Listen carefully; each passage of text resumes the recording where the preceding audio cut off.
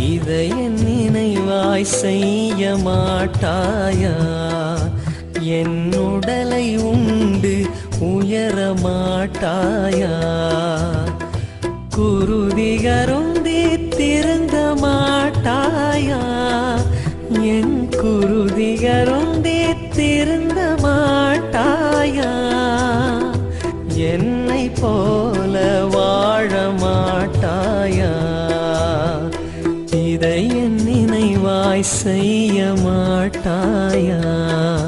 என்னுடைய